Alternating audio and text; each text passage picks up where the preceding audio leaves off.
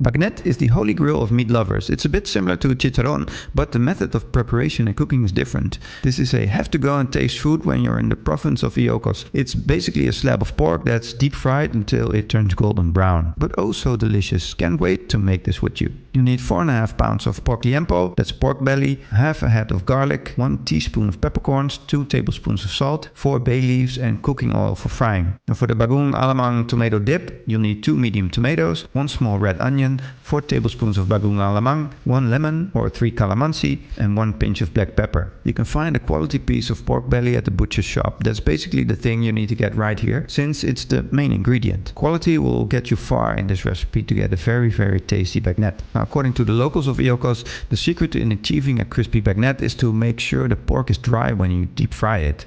Another bagnet trick is to deep fry it twice. Doing this will give you that crackling sound when you bite into your bagnet. The other thing is the dip you can serve along with it. Bagnet, as traditionally eaten in Ilocos, is served with hot steamed rice. But what's even more satisfying than hot steamed rice is sliced ripe tomatoes, chopped red onions and Bagoong alamang or shrimp paste. Now, some prefer the classic vinegar dip as a side, and you can check that out in our chicharon bulaklak recipe. The vinegar dip is also very simple to make. It's just a mixture of vinegar, chopped garlic, onion, salt, pepper and some chilies, and it adds a little more spiciness to the dish. Now for the dip, combine your tomato, onion and Bagoong alamang in a bowl and mix them well. Then add in the lemon juice and the ground black pepper. Continue to mix until well blended and you're ready to serve it alongside your crispy bagnet.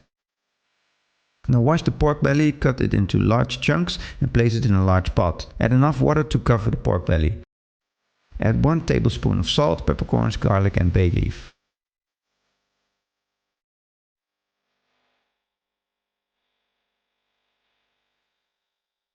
Then cover and bring it to a boil. Then lower the heat to simmer for 45 minutes or until the pork is tender. Remove all the scum that rises. Remove the meat from the pot and place it in a colander and let it sit for a while so the liquid will drain.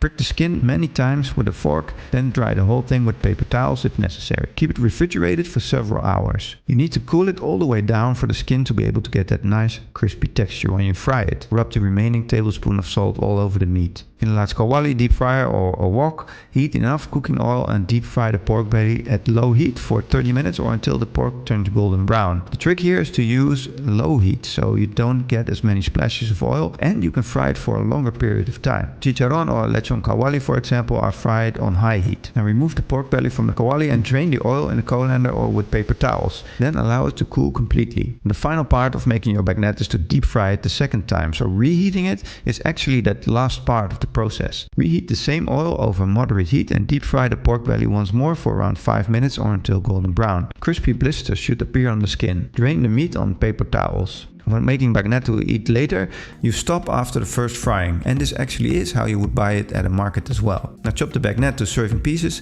and serve immediately with the Bagoong alamang dip.